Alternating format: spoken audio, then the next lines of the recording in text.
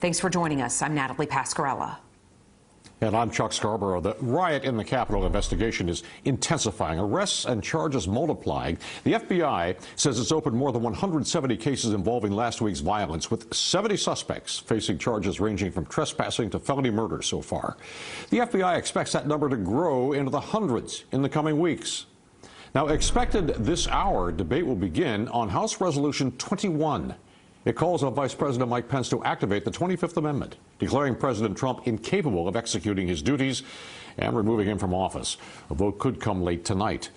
News 4's Rana Novini is live in the newsroom with the latest developments for us. Rana. And Chuck, we do not expect Vice President Pence to invoke the 25th Amendment, so that sets the stage for impeachment proceedings. And this afternoon, support coming from a surprising source. According to the New York Times, Senator Mitch McConnell is pleased that Democrats are moving to impeach the president. The Times reporting that McConnell believes the move will make it easier to purge President Trump from the Republican Party. The President of the United States. Entering his final week in office, President Trump visiting the border wall in Texas, touting what he considers a signature achievement. He's also making his first public remarks about pending impeachment proceedings. The 25th Amendment is of zero risk to me, but will come back to haunt Joe Biden and the Biden administration. As the expression goes, be careful what you wish for. Earlier, he spoke outside the White House for the first time since the riot at the U.S. Capitol, taking no responsibility for inciting violence. As far as this is concerned, we want no violence, never violence. We want absolutely no violence. What Trump did today, blaming others for what he caused, is a pathological technique used by the worst of dictators. House Democrats moving forward today, delivering an ultimatum to Vice President Mike Pence. Invoke the 25th Amendment to remove the president from power by tomorrow, or they'll begin impeachment proceedings. More than 210 House Democrats support impeachment, but so far there is not broad support among Republicans. Many arguing another impeachment would further divide Americans. The Democrats are going to try to remove the president from office just 7 days before he's set to leave anyway. I do not see how that unifies the country.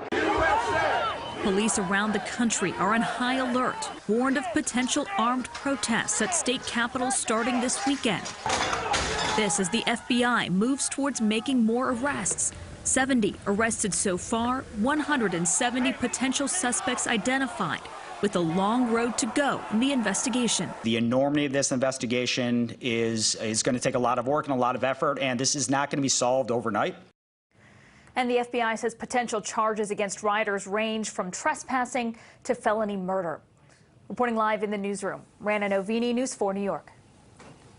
Rana, thank you. Late today, we found out the FBI has arrested an MTA employee identified as one of the rioters on Capitol Hill. Will Pepe was taken into custody 3 hours ago in a bank parking lot in White Plains.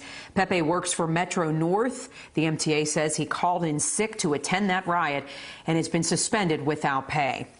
Now, the FBI has arrested the son of a Brooklyn judge. Aaron Mostofsky faced a judge this afternoon for allegedly participating in that riot. He faces up to 10 years in prison, and among the charges against him, theft of government property. Want to go out now live to News 4's John Chandler in Midwood. And John, we understand it wasn't too hard to track him down.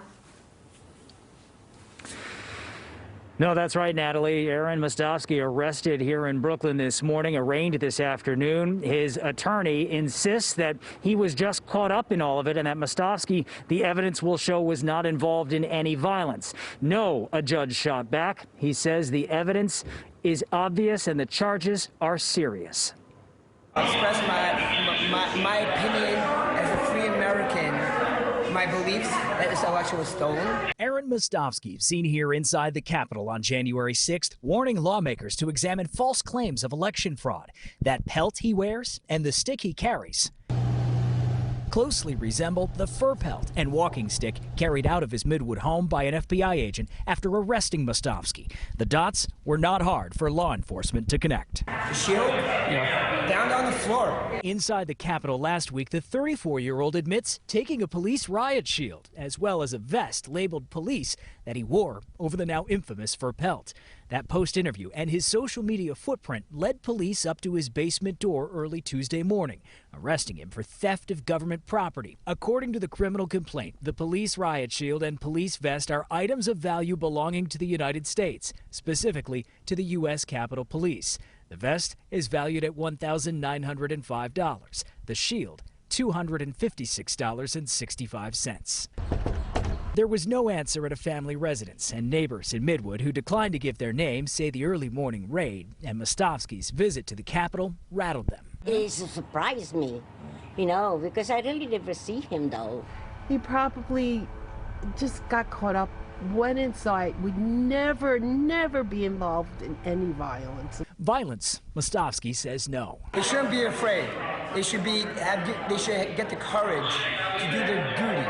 He waived his identity hearing, the federal complaint, laying out this Instagram conversation. "You're famous," writes the sender. Mostofsky replies, "Unfortunately." Why unfortunately, asks the sender. Says Mostofsky, "Because now people actually know me." He adds, "It was like I'm here now. How did I get there?" In this video, feds believe Mostofsky clearly states why he went to the Capitol that day. To examine the fraud, maybe delay the election. I don't know what to do, but we have the Constitution. Now, Mostofsky faces 4 charges, including a felony charge of theft. That could carry up to 10 years in prison. His next court date, January 25th in D.C. That will be virtual. He has been released on a $100,000 bond, and he is asked to wear an ankle bracelet with limited travel and stay away from political events. We are live in the Midwood section of Brooklyn. I'm John Chandler, News 4 New York.